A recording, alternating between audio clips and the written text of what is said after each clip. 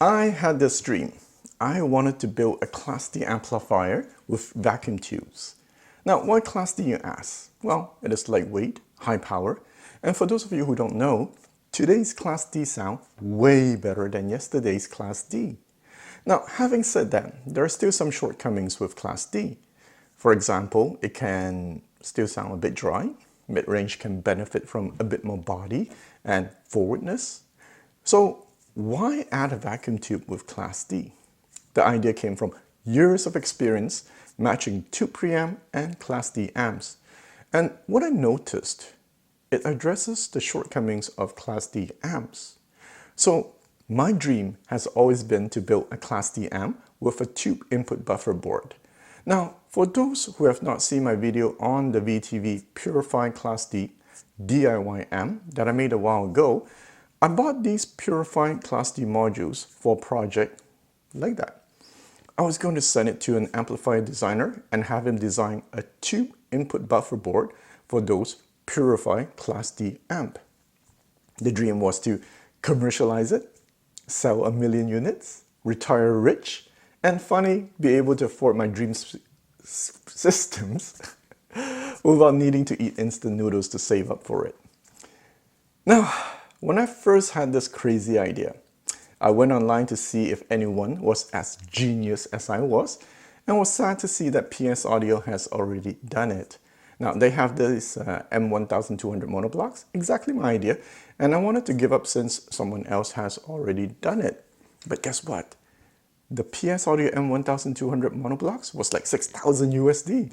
I was like, oh yeah, I bet I can do it for half the price. So my dream of making millions was still alive. However, I then come across this company called VTV that took the same Purifi Class D module I bought. They built the exact same tube buffer I had in mind around the same price.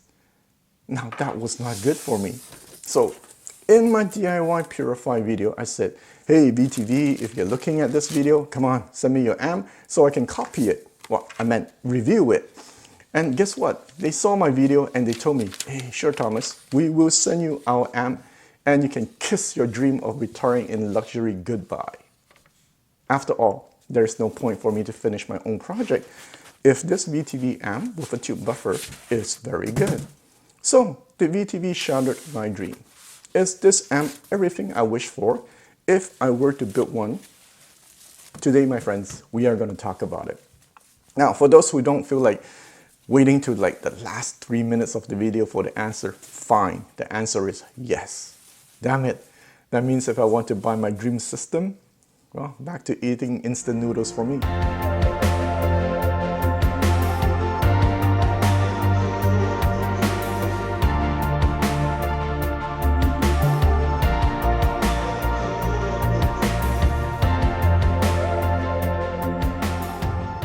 Now, this VTV amp uses the same switching power supply and the same Purifi 1ET400A Class D module as my own DIY Purifi amp. Now, I can't find any specs on their website, well, VTV website, but given it uses the same module, it should output about 400 watts into 4 ohm. Where it differs from my DIY amp, as I mentioned before, it has a tube input buffer board that uses 2 6922 Gold Lion tubes, one for each channel.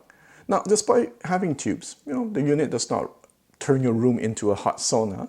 And the best part, it is so light that I can lift it and no need to visit a chiropractor after. Let me ask you, so what are the benefits of adding tubes in a system? There are a few I can think of, right? It enlarges the soundstage, adds air in between the instruments, increases decay, introduces second harmonics, and round off the rough edges. Now, these are just some of the benefits of using tubes. Now, not all systems that uses tube will have these characteristics, all of these characteristics from my experience. It depends on the design. So, did this VTV amp really make good use of having tubes in the signal path? Now, to answer that, we have to talk about how it sounds. So let's start with my original DIY Purifi amp first, the plain vanilla version. Now that was the one with the original input buffer board. Smooth top end with sweetness in the mid-range. Now, you did not hear wrong. I did say it was a sweet sounding Class D amp. Now look, just watch my other video. Now, later on, I replaced the original input buffer board with one from Neurochron. And I lost a bit of that sweetness, but I gained in detail and more punch in the bass area. For me, I prefer that because in the original vanilla version, the bass was just too mellow. Now, this VTV with 6922 tubes, I gained even more detail and sharpness. Above all, if you compare it to my own Purifi DIY amp, either the vanilla or the Neurochron one, I gained even a bigger soundstage. The bass is still fast and tight, a bit on the linear side, and the mid-range is slightly forward and has good body. Now, I'll come back to how it sounds later on. So definitely adding tubes in the signal path did have a positive impact. Well, that's why I had that idea, right? So let's go over the negatives. First, when you change tubes, you need to open up the casing and adjust something with a meter. Else you're going to hear this pop whenever you power up the unit. Annoying, but not a deal breaker if you are someone who changes tubes every 2 to 3 years. Second, the casing basically is my DIY casing, but bigger. Not bad, but not high-end. Now, I can understand why they went that route, because when I was looking at building my amp, I encountered the same problem. If you want to keep the price affordable and you're not mass producing, using this casing is one of your better solutions. Did you know, if you were to go the CNC route for something of this size, if you were to do it here in Canada, it would cost you $400 a unit, and you have to place an order of at least 100 pieces. That's like $40,000 investment. To have it built in China, yes, it is cheaper, but you need to order like minimum 200 pieces. So given I know the cost of making this unit, the $2,500 price that they're asking for is really reasonable. The final negative, only XLR input. You will need an adapter if you want to use RCA. Now, $2,500 is not cheap, right? Who cares if it's reasonably priced? Most important is it must sound good. So let's transition into the positives. Now, I can say after trying this amp, I can say goodbye to my project. To beat this amp, I probably have to get someone to design a linear power supply, pay an arm and a leg for a nicer casing, and then charge like, what, $4,000? So what is so good about this amp and why should you consider it? Now for me, remember, I mentioned there are 3 major issues with Class D. It can sound a bit dry. The mid-range does not have the same body as Class AB, and bass does not have the same weight. Class D has speed and control, but the dynamic is just meh. This amp, you will not be able to tell it is Class D. Why? The mid-range is fuller than even my Mcintosh MAC6700 when I pair it with the Sonus Faber Liuto and a tube preamp. You have enough body in the mids that it will not sound thin. Dynamics, the Mcintosh wins. But you see, one of my audio buddy, Mr. Quad, tested this VTV for me, and he said, unless you A/B test it against that $7,000 Mcintosh MAC6700, you will not feel VTV lacks dynamics. As is, it's perfectly fine and can drive his Quad 2905 perfectly fine. Now, I brought it over to my other audio buddy, Mr. Kanta place, to put it under the Manapan LRS torture test, and it's fine. While testing it at Mr. Kanta's place, he tried it with the Kef R700, Sonus Faber grand piano, and he also found the unit sounding really good. Now, when he asked me, how much is it? I told him, well, it's about $2,500. He's like, no wonder. So what about me? You know, whenever I get something in for review, I always sincerely wish from the bottom of my heart that it sounds good. Sometimes a good review can give a company a big boost in sales. I always wish the best for people who took a risk to start a business. I can empathize because that is exactly what I would like to do. Now, although I would love to give everything that comes to my home a good review, I can't. Some stuff, I just have to send it back. For this review, I'm not making a penny. In fact, it cost me money to drive around bringing this to my audio buddy's place. A big thank you to my Patreon for supporting me because you pay partly for the gas. From my understanding, given they have asked me if I need the return shipping label, I'm not expecting to keep this unit. So this video is free work once again, just like 70% of my videos.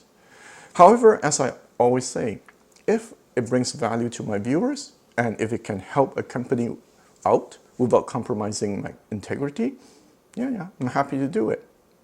Now, I remember one night while listening to this VTV amp with the Schitt Freya preamp, with the Sonus Faber Liuto and the topping D90 SE DAC, I felt a sense of joy. I was happy because, yeah, okay, I can recommend this amp. This amp does sound good, and I'm sure many people will be happy with it. You see, adding tubes into this amp, as I mentioned, when compared to the original Purify amp, adds air to the soundstage, it enlarges the soundstage. Not only that, it adds body to the mids. Now here's the important part. If you pair it with a tube preamp, man, this amp level jumps up significantly. I actually prefer it over my $7,000 Mcintosh amp when I listened with it with the Sonus Faber Liuto because there was more body in the mids with the VTV combo. I always say Mcintosh has a fixed sound. The VTV can compete when used with a tube preamp. The only thing with the VTV is that the voicing is more on the sharper side. Not harsh, not bright, but not smooth like my original DIY amp. The advantage of that is at low listening volume, you can hear everything. My other audio buddy, Mr. Jazz, who owns a pair of Class A pass lamp monoblocks, like those cost like the price of a used car, told me this VTV amp will beat his amp in detail retrieval at low volume. You can hear a lot of information with this VTV amp. So the upper mids or treble somewhere there has a bit of sharpness and a hint of dryness, despite having a tube input buffer board. But the second you put a tube preamp in, magic, man. That hint of dryness is totally gone and yet able to retain all the details. When paired with the original Schitt Freya, it sounds spectacular. Sadly, my Freya just died on me, so I can't record a sound demo with it. Oh, on a side note, Schitt customer service was really quick to answer my emails when I asked how much it cost to repair it. Well, I guess kudos. So what about tube rolling? At Mr. Kanta's place, he has like a few hundred tubes.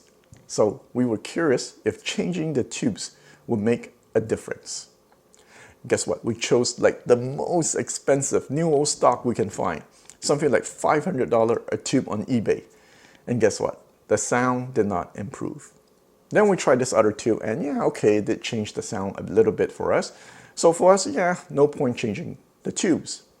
The Go Lion in it is pretty good already. Now, we did not spend more time tube rolling, but for those of you who have a lot of 6922 tubes at home, well, guess what? You're gonna have a lot of fun. So let's wrap it up now.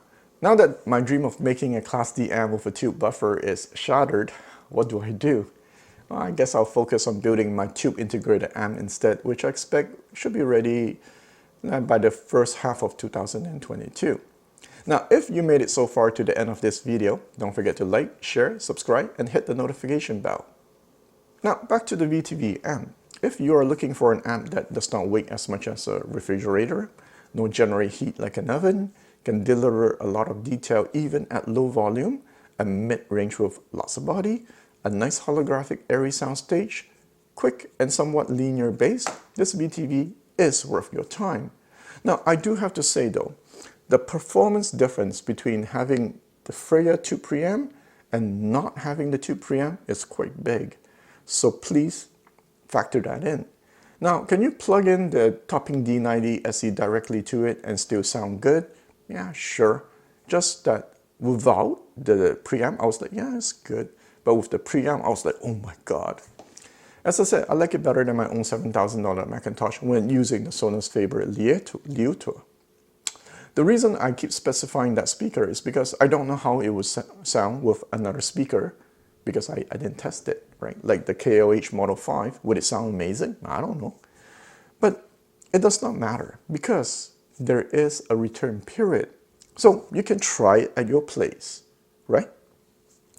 Man, I have to say, man, today's Class D amp is no joke anymore. It can easily compete against Class AB amp, and I would not bet money against someone asking me to do a blind test to tell if something is Class AB or Class D.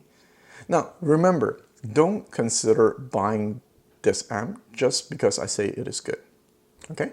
Consider it only if all the strengths of this amp is what you're looking for, right? All right, guys, till next time, happy holidays.